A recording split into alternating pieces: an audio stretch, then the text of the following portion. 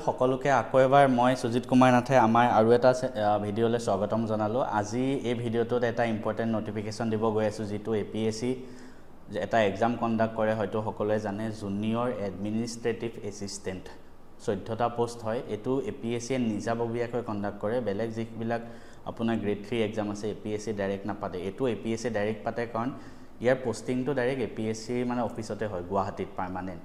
আৰু ইয়াতে এবাৰ 14টা পোষ্ট আছে। তাৰ কাৰণে ফাৰ্ষ্ট অফ অল এটা নটিচ দিছে সেইদিনা।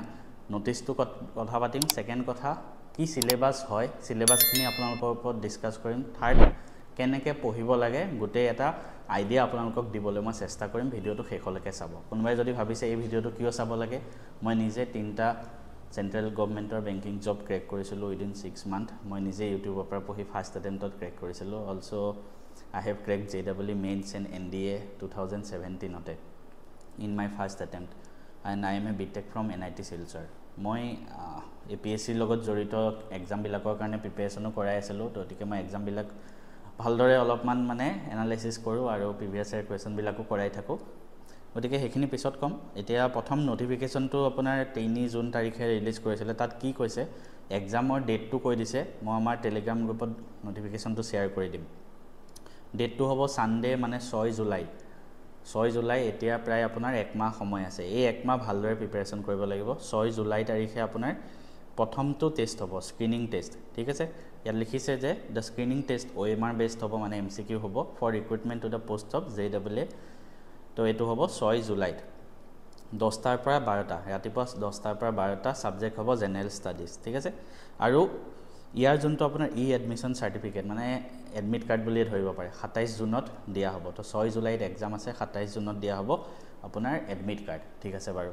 এতিয়া কেনেকুৱা ধৰণৰ পৰীক্ষানো হয় APSC যোনটো জুনিয়ৰ এডমিনিষ্ট্ৰেটিভ এছিষ্টেণ্ট 2022 চনতো হৈছিলে, কেনেকুৱা ধৰণৰ পৰীক্ষা হৈছিলে? 3টা টেষ্ট পাতিছিলে। ঠিক আছে, 3টা। প্ৰথম আপোনাৰ এইটো OMR বেছড টেষ্টটো হৈছিলে। ছেকেণ্ড হৈছিলে ফেজ 2 এটা এক্সাম, যোনটো আপোনাৰ ৰিটেন হৈছিলে। ঠিক আছে, ইংলিছৰ ওপৰত। তাৰপিছত থাৰ্ড ফেজ আৰু এটা হৈছিলে। তাত কি হৈছিলে জানেনে, এটা কম্পিউটাৰ টেষ্ট আছিলে, কম্পিউটাৰ প্ৰেক্টিকেল টেষ্ট আৰু ইণ্টাৰভিউ হৈছিলে। এতিয়া মই যদি প্ৰথম, আমাৰ যিহেতু মেইন এক্সাম এইটোৱে, OMR বেছড ফাৰ্ষ্ট এক্সাম, গতিকে এইটোত কেনেকৈ পঢ়িব লাগে অলপমান মই এনেই কৈ দিয়া নাই হা। মই 2022 চনৰ প্ৰিভিয়াছ ইয়াৰ কুৱেশ্যন পেপাৰখন এনালাইচিছ কৰিছোঁ, তাৰপিছত আপোনালোকক ক'ব গৈ আছোঁ কেনেকৈ কি বস্তু পঢ়িব। কোনোবাই যদি সেইখন কুৱেশ্যন পেপাৰ নাই, মই আমাৰ ইউটিউব চেনেলত টেলিগ্ৰাম চেনেলত দি থৈ দিম, চাই ল'ব। আৰু মই অতি সোনকালে প্ৰিভিয়াছ ইয়াৰ কুৱেশ্যনখিনি কৰি আপোনালোকক দেখাই দিম। প্ৰথম OMR বেছড যোনটো টেষ্ট হ'ব, কি চিলেবাছ, কাৰেণ্ট এফেয়াৰ্ছ আহিব, ইণ্ডিয়া আৰু অসম দুয়োটাৰে, আছাম হিষ্ট্ৰী, ইণ্ডিয়ান হিষ্ট্ৰী আৰু নেশ্যনেল মুভমেণ্ট, জিঅ'গ্ৰাফী আহিব, ভাৰত আৰু অসম দুয়োটাৰে, economy of India and Assam, Indian polity আৰু কনষ্টিটিউশ্যন, নিউমাৰিকেল এবিলিটি মানে মেথছ, তাৰপিছত আহিব জেনেৰেল মেণ্টেল এবিলিটি, মানে আপোনাৰ ৰিজনিং টাইপৰ কুৱেশ্যনবিলাক, তাৰপিছত sports, book, author and important people of Assam, তাৰপিছত অসমৰ সাহিত্য, ফেষ্টিভেল আৰু কালচাৰ। এইখিনি গোটেইখিনি আপোনাৰ 2 ঘণ্টাত 100 নম্বৰৰ প্ৰশ্ন আহিব।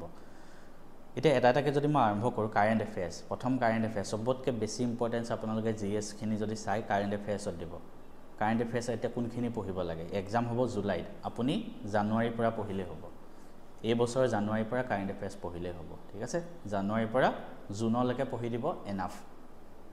ক'ৰ পৰা পঢ়িব যদি কয় আপোনালোকে, মোৰ নিজৰো এটা maths and physics up application এটা আছে, তাতে গৈ আপুনি কাৰেণ্ট এফেয়াৰ্ছৰ ক'ৰ্চ এটা আছে, ল'ব পাৰে।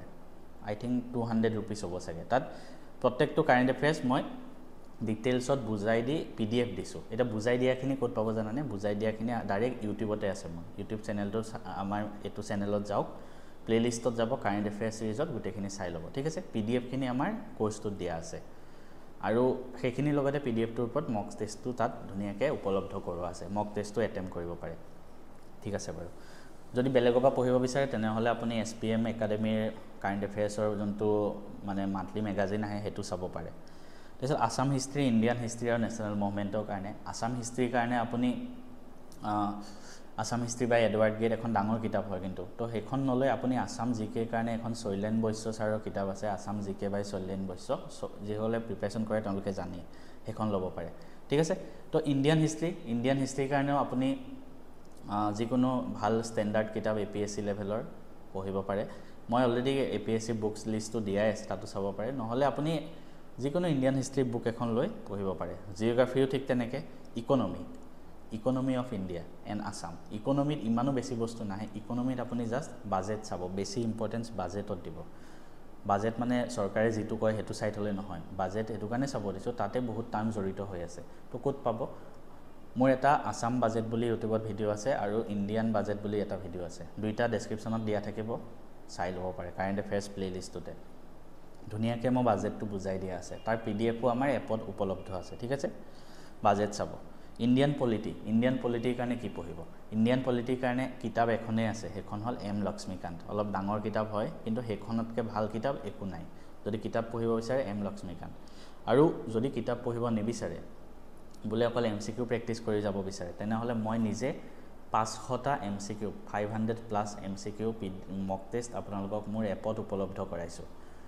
আই থিংক চাগে 350 মান ৰুপিজ কিমান ৰুপিজ চাব লাগিব কিন্তু 500ৰ তলতে হ'ব গোটেইখিনি 21টা চেপ্টাৰৰ ধুনীয়াকৈ MCQ অসমীয়া আৰু ইংলিছ দুইটাতে উপলব্ধ আছে আপুনি লৈ লওক তাৰপিছত মেথছ আৰু ৰিজনিং আহিব মেথছ আৰু ৰিজনিং কি কৰিব মেথছ আৰু ৰিজনিঙৰ কাৰণে মোৰ ওপৰত ভৰসা কৰিলে হ'ল আমাৰ মেথছ এণ্ড ফিজিক্স আপত এটা কোৰ্চ আছে এপ্লিকেশ্যনতে maths and reasoning for Assam government exam সেইটো লৈ লওক তাত মই অসম চৰকাৰৰ বিভিন্ন পৰীক্ষাত যিমান মেথছ ৰিজনিং আহে প্ৰত্যেকটো চেপ্টাৰ ধুনীয়াকৈ পঢ়োৱা আছে তাৰপিছত প্ৰত্যেকটো চেপ্টাৰৰে আপোনালোকক মানে মক টেষ্ট দিয়া আছে প্ৰেক্টিছ কুৱেশ্যনছ মই দি দিছোঁ তাতে সেইখিনি চাই ল'ব পাৰিব বা মোৰ তাত নাচালেও আপুনি যিকোনো এখন বুক কিনি লওক মেথছ এণ্ড ৰিজনিঙৰ বাবে মই এখন ওচৱাল বুকছ ফ'ল' কৰিছিলোঁ সেইখন আপুনি চাব পাৰে তাৰপিছত অসমৰ sports book author important people of Assam literature মানে অসমৰ ৰিলেটেড বাকী জিকেখিনি সেইখিনিৰ কাৰণে বেষ্ট হ'ব শৈলেন বৈশ্য ছাৰৰ আছাম জিকে যিখন বুক হয় সেইখন লৈ পেলাই আপুনি প্ৰিপেৰেশ্যন আৰম্ভ কৰি দিব পাৰে ঠিক আছে গতিকে এইখিনি হ'ল আমাৰ